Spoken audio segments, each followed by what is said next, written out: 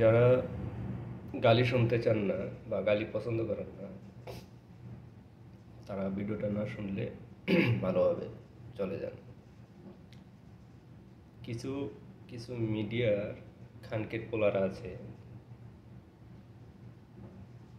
তারা শুধু বিএনপির দোষগুলো দেখে, অথবা বিএনপির দোষ কোথায় কোথায় আছে খুঁজে। মানুষের দোষ খুঁজলে পাওয়া যায় না এরকম কোনো মানুষ নাই, দোষ খুঁজলে দোষ পাওয়া যায়। আর যারা দোষ খুঁজে, মানুষের মধ্যে সর্বনিকৃষ্ট মানুষ হিসেবে যারা দোষ খুঁজে তারা। তো জামাত নিজের যে একটা ভোটের অধিকার সেইটা দাবি করতো, অনেক চিন্তা ভাবনা করছে।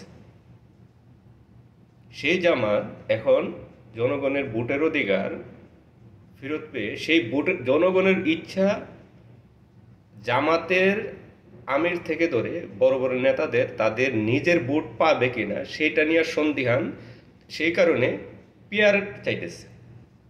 অর্থাৎ পিয়ার চাইলে তাইলে তাদের যে একটা ভোটের হিসাব নিকাশ, তারা তো তাদেরটা পাবে, দল হিসাবে ভোট দিবে, তারপরে দলের বড় বড় নেতারা সিদ্ধান্ত নিবে কে কোথায় থেকে এমপি হবে।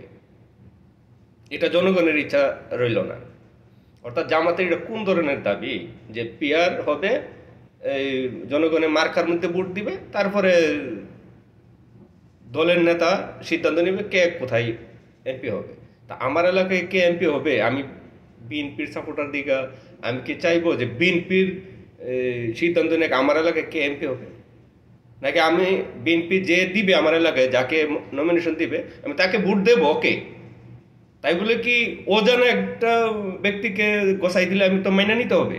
পিয়ার হলে তো যাকে দিবে তাকে মাইনা নিতে হবে, অন্য এলাকার একজনকে যদি এখানে না দিয়ে মাইনা নিতে হবে আমার। তো পিয়ার তো আরেকটা হইতে পারে, প্রত্যেকটা অটো গিয়ারের গাড়ি হোক বা ম্যানুয়াল গিয়ারের গাড়ি হোক, এই গিয়ারের মধ্যে একটা গিয়ার আছে যেটা আর লেখা থাকে, যেটা পিছনে যায়, অটো হোক কিংবা ম্যানুয়াল হোক। তো এই যে পিছনে যাওয়া আর দিয়ে পিছনে বোঝায়। এখন পিয়ার দিয়ে সেটা কি বোঝাইতেছে জামাতিরা? এই জামাতি খানকির পোলারা নামাজ রোজার কথা মুখে দাঁড়িয়ে রেখা যে অন্তরে যে এরকমের মুনাফিক হবে না, এই হারামজাদাদেরকে আসলে হাসিনা যে সাইজ করতো ঠিকই করতো। বিএনপির এখানেই ভুল যে হাসিনাকে যদি এই জামাতিদেরকে সায়স্তা করার লেগে সাপোর্ট করতো, তাহলে আজকে বিএনপির কিন্তু এই দশা হয় না। এই রাজাকার হারামজাদাদের পক্ষ নিয়ে বিএনপির আজকে এই দশা।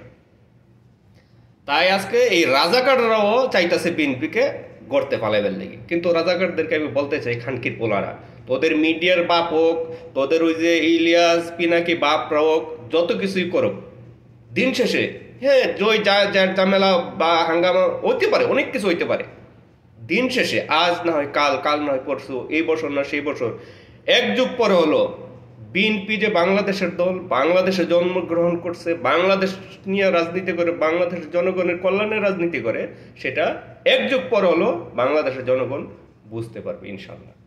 শুধু অপেক্ষা কর, তোরা বিনিশ হয়ে যাবি খানকির পোলারা। ওই যে আর দিয়ে সেটা আমি কি বললাম, যে কোনো গাড়ির মধ্যে দেখবেন আর দিয়ে একটা গিয়ার আছে, সেই গিয়ারে রাখলে গাড়ি পিছনের দিকে যায়।